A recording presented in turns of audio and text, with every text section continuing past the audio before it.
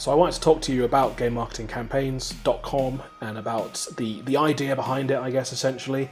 So maybe we should start there. Where did the idea for GMC, as I'm going to keep calling it, where did that come from? So yes, the idea came from, obviously we have a very keen interest in video game marketing, and whenever we are discussing projects, opportunities, just having conversations amongst ourselves with our clients, there's always an important part of any campaign planning is to do some research. And there are lots of resources online for kind of greatest ad campaigns, greatest marketing campaigns, but there wasn't any particular home for games industry specific marketing campaigns. And so we thought, well, why don't we make that? Because it'd be useful for us, and we are obviously big community fans, so why don't we create something that can be potentially of use to our peers and colleagues and clients. So yeah, that's why we created the game marketing campaigns website. And yeah, the vision is when you're planning or thinking about, I've got to do some marketing work for our games, it was kind of like the vision of just being able to thumb through the site, grab yourself a tea, and just kind of look through what has been done before, and look for inspiration, and just try and I guess kind of provide some new trains of thought for that kind of planning process. Yeah. So obviously there's a bunch of articles on there right now. I think there's, I didn't count them, I should have counted them before the show. There's like well over 12, right? There's a bunch on there. They're all really interesting and good, so I encourage you to check them out. But I wanted to ask you, I guess, more about how they were selected, because obviously hundreds of games come out all the time, and some of them have good marketing campaigns, but maybe quite traditional ones. What qualifies something to be featured on GMC? Yeah, so there's a number of factors that kind of highlighted the games we wanted to include. Some of it's just availability of information, and I'll talk more about that in a moment. But we essentially wanted to highlight the things that were different. So, and that's very much what we're all about, is trying to encourage, as kind of mentioned, like brave thinking or doing something different. The games industry moves so fast, and games marketing moves so fast. So we can't take anything that's been done before as a roadmap for success, but equally we shouldn't be constrained by what's available today. And so looking at the different things that have been done before, and when people have tried something new, that really captures our attention, and that's a big qualifier. As I mentioned as well, kind of the availability of information and the way the site has evolved and come about. It is very much a labour of love, and we have been working on it on and off for a long time. Obviously, it is it's a free resource we've got out there, and I think we will perhaps underestimate the amount of time and effort that needs to go into even just curating this kind of information. But we wanted to just surface the campaigns and trigger some information, but in an early kind of, I showed a few industry friends and peers, just to get their thoughts. And one of the common bits of feedback was, it'd be really interesting to understand the impact of these campaigns. So that's another consideration, is what data is available. And it's one thing to go, that's an interesting idea, or that's a cool campaign, but what impact did it have? And obviously that's a really important thing. So that is an angle that you will see in some of the pieces where we've been able to find good sources of information as to the reach or the conversion rate or any of these kinds of things. That's another good candidate for going on there. But really, anything original, any new ideas qualifies something for us to get it on there. Yeah. Ben in the chat has corrected me. There are 24 articles on there right now. That's twice as many as I thought there were. So it just tells you how much great stuff is on there. What does the future of GMC look like? Like I know from behind the scenes that we're talking about adding some more content in the really near future. What's the long game here, do you reckon? It's going to be very organic, and we don't know yet how useful people will find it. So if anybody wants to go and have a look and let us know what they think, do pass it on, and we're very much open to being steered by what people find useful. As I said, I have shown a few people and had some feedback already, and definitely the more insights we can provide, so we want to put more effort into that. We always want to be adding more content, so it will continue to expand.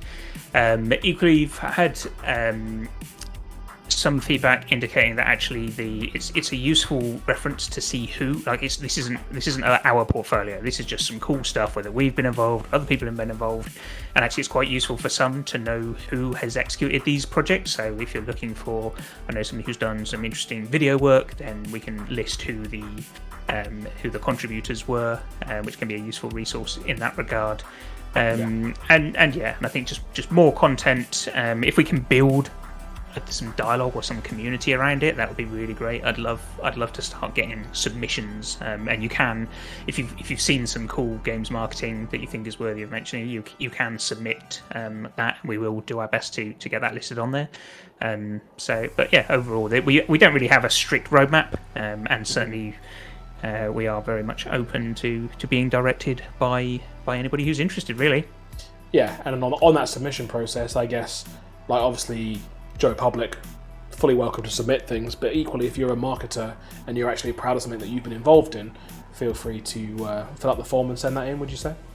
Yeah, absolutely, and that's another good point in terms of the evolution of the site. It's one of the conversations we've had, and no firm plans yet, but we've talked about the idea that this could potentially be a sort of, we have things like Moby Games and IndieDB. Like, we have essentially games credits, kind of reflective curation or sites that you can go to and see who worked on which games. Games marketing gets a lot less prestige, shall we say, and it's, as we know, it's kind of equally as important to the success of a game. So, potentially talking about the companies involved, we could at some point add like the individuals involved, and maybe as a games marketer or a freelancer or somebody who's working within a game studio or a games company, actually getting a little bit of credit, a little bit of recognition might be nice. So I was involved in this, and let people hang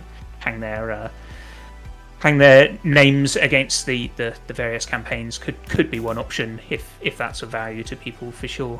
And there's also a newsletter sign up, right? So anybody who does like the site, if you've been to it, there's a link in chat now, gamemarketingcampaigns.com. You can fill out the form, and the idea is when we post new articles, you'll get an email and they'll let you know that there's new stuff on there to check out. Absolutely. That's true. yeah, definitely. And yeah, we're certainly we've got another sort of round of content in the works at the moment, that they'll be kind of adding to soon. So yeah, do subscribe to that, and we'll notify when that's updated. And yeah, I would encourage everybody to take a look and just see. It's just interesting to even thumb through, regardless of your sort of professional interests or not. It's cool to see what people are doing. I'm going to put you on the spot now, Dan.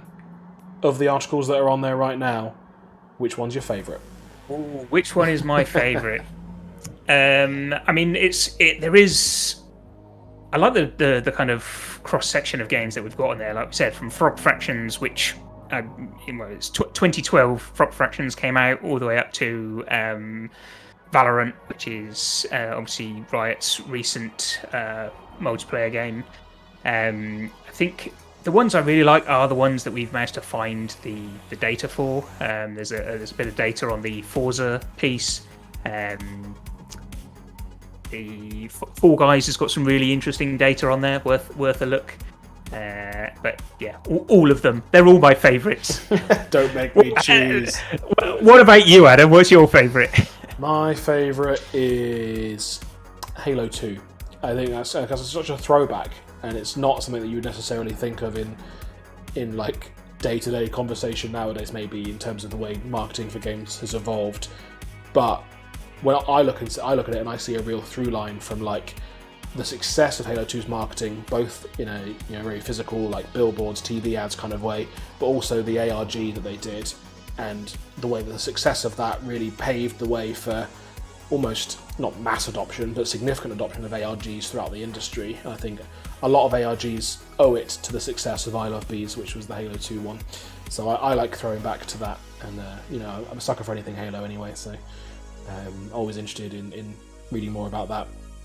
Yeah, I think that's a good point, and that again touches on kind of the spread of age. Like Halo 2 is obviously not a modern game either, but I think it is useful to go back and see what was being done back then, and yeah, like I say, kind of ARGs. There's been several. I think we've got some commentary on the No Man's Sky ARG, which was a really great initiative and garnered a lot of attention. And yeah, kind of seeing, like I said, the evolution of these tactics. And yeah, I mean, it's not a recipe for success, because what worked 6 months ago doesn't necessarily work today. But the game's marketing mix has to be broad, and you have to be experimental. So having an awareness of the different things you could try, and then obviously you need to apply your own awareness and data around the positioning of your game and what might work for you. Nobody knows for sure. I mean, if we knew that, we would be hugely successful. But the idea is, what are we now? Moderately successful? Well, we wish. But no, I think having awareness is useful.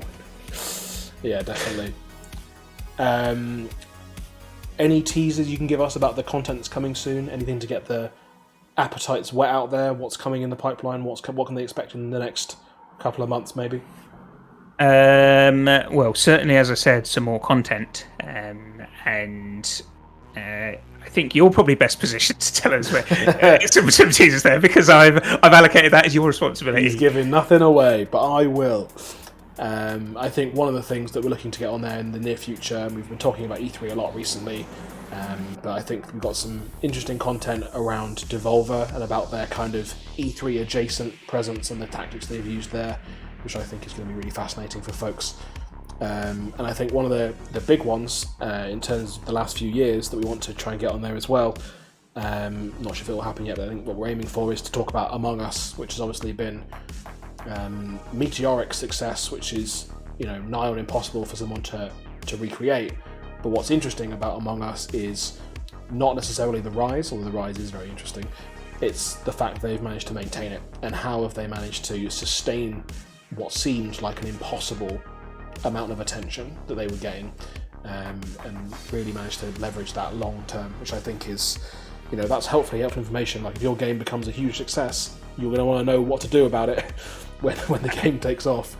I think that's going to be a really interesting theme, as we talked about a lot in recent times, is kind of the idea of long life games or service games, and you do need to sustain the interest, and you do need to have your seasonal updates and your content updates, and there will be some interesting sort of movements in terms of marketing and promotion around those, and I definitely think we'll see content along those lines being added.